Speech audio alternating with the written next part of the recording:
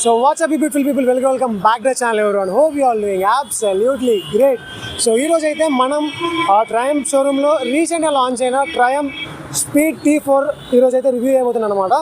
So మీ అందరికీ చాలా మంది తెలుసు, లైక్ ఆల్రెడీ మనం ప్రీవియస్గా స్పీడ్ 400, స్క్రామ్లర్ 400 ఇవన్నీ రివ్యూ చేసినాం.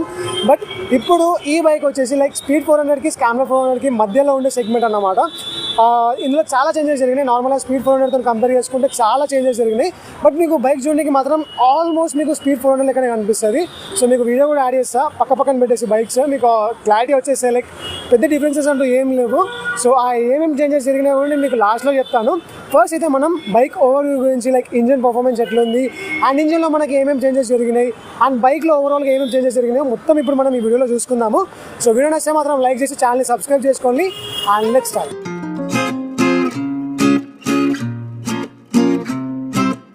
ఫస్ట్ అయితే మనం ఇంజన్ చూసుకున్నట్లయితే ఇంజన్ వచ్చేసి 398.15cc liquid cooled and more over engine వచ్చేసి టిఆర్ సిరీస్తో స్టార్ట్ అయింది. Like some of the special engines in Triumph అన్నమాట. అండ్ ఇంజన్లో వచ్చేసి మనకు 31 bhp ఆఫ్ పవర్ ప్రొడ్యూస్ అవుతుంది at 7000 rpm and 36 Nm of torque at 5500 rpm. So మీకు అర్థమైపోయి ఉంటుంది, power అనేది తక్కువగా ఉంది, టార్క్ అనేది ఎక్కువగా ఉంది. సో లో అండ్ పర్ఫార్మెన్స్లో మాత్రం బైక్ నెక్స్ట్ లెవెల్ ఉంటుంది.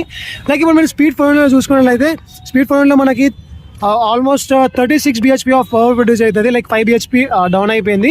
అండ్ టార్క్ కూడా చాలా ఎక్కువ ఉంటుంది స్పీడ్ 400లో, లైక్ 38 Nm అనుకుంటా, ఎగ్జాక్ట్లీ నాకు గుర్తులేదు. సో దానికి దీనికి ఇంజన్లో కొంచెం చేంజెస్ జరిగినాయి. లైక్ ఇందులో క్రాంక్ షాఫ్ట్లో కొంచెం అడ్జస్ట్మెంట్ జరిగిందన్నమాట.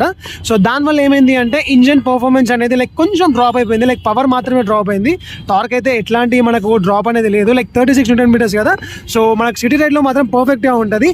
అండ్ మీరు ఈ బైక్ చూసుకున్నట్లయితే స్పీడ్ T4, సో చాలా మంది దీన్ని T400 అనుకుంటారు, బట్ బేసికలీ ఇది వచ్చేసి స్పీడ్ T4 అన్నమాట.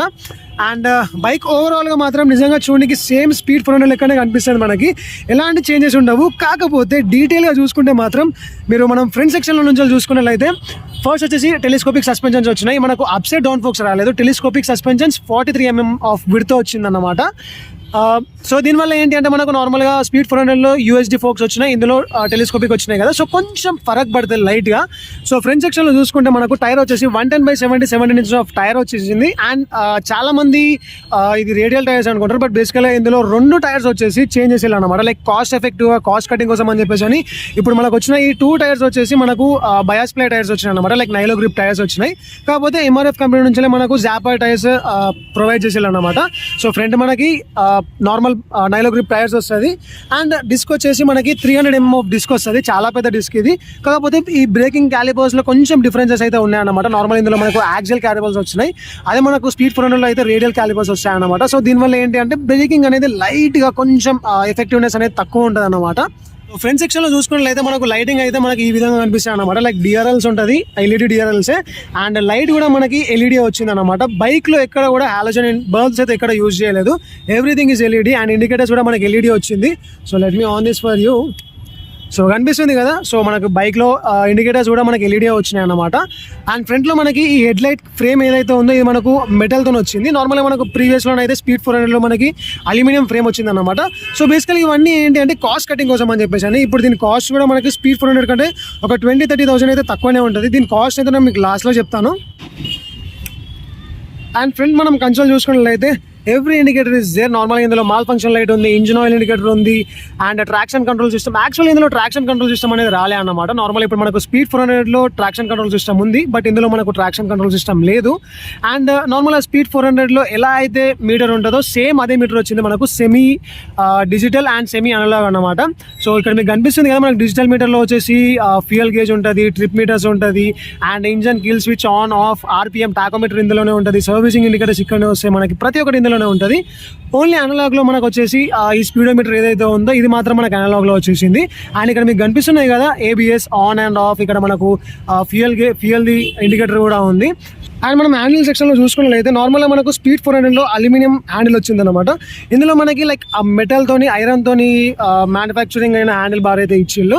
అండ్ ఈ మిర్రర్స్ కూడా చూడొచ్చు మీరు, మిర్రర్స్ కూడా చాలా డిఫరెంట్గా వచ్చింది. ఏంటి అంటే మనకు స్పీడ్ 400లో బార్ అండ్ మిర్రర్స్ వచ్చేటివి, బట్ ఇందులో మాత్రం మనకి ఇన్బిల్ట్గా ఇక్కడనే మిర్రర్స్ వచ్చినాయి అన్నమాట. సో ఇవన్నీ ఏంటి అంటే లైక్ కాస్ట్ కటింగ్ అన్నమాట.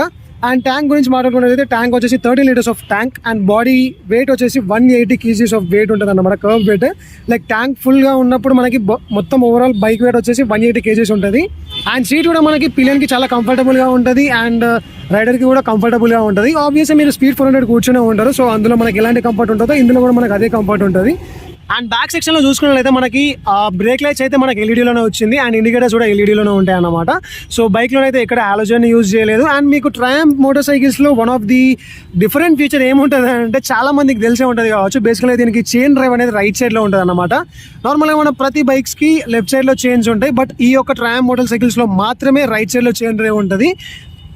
అండ్ ఇందులో కూడా ఒక చిన్న చేంజెస్ జరిగిందన్నమాట. నార్మల్గా మనకు స్పీడ్ 400లో 40 teeth ఆఫ్ స్ప్రాకెట్ వస్తుంది, బట్ ఇందులో మనకి 38 teeth వస్తుంది అన్నమాట. అండ్ రేర్లో వచ్చేసి మనకు 230 mm ఆఫ్ డిస్క్ వస్తుంది.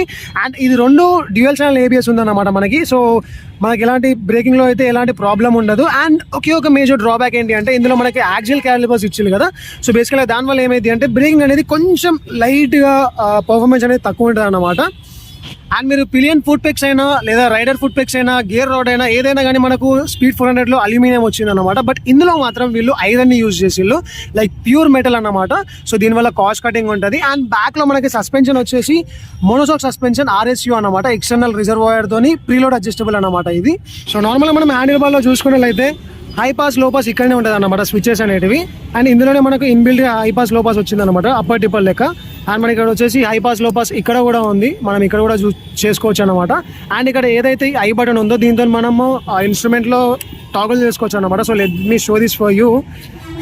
సో ఇప్పుడు ఇక్కడ మీకు కనిపిస్తుంది కదా, సైడ్స్ ఎలా వచ్చింది అండ్ న్యూట్రల్ వచ్చింది. అండ్ ఇప్పుడు మనం ఐ బటన్ నొక్కడంతోనే అవన్నీ చేంజ్ అయిపోతున్నాయి చూస్తుంది కదా. So set 79 km, 76.7 km, trip 1, trip 2 trip meters వస్తాయి అన్నమాట మనకి ఇందులో. అండ్ నెక్స్ట్ వచ్చేసి మనకు ఇండికేటర్ స్విచ్ అయితే ఇక్కడ ఉంది. స్విచెస్ అయితే నార్మల్గా ఉన్నాయి, అంత ప్రీమియం అని చెప్పలేము, but not bad. And horn కూడా ఒకసారి వినండి, నాట్ బ్యాడ్, సింపుల్గా ఉంది. అండ్ రైట్ సైడ్లో మనకి engine kill switch on and off ఉంది, పార్కింగ్ ఇండికేటర్స్ స్విచ్ ఉంది అండ్ సెల్ఫ్ ఉంది అన్నమాట. So let me rev up the engine. So మీరు కూడా ఒకసారి ఎగ్జాస్ట్ సౌండ్ వినండి.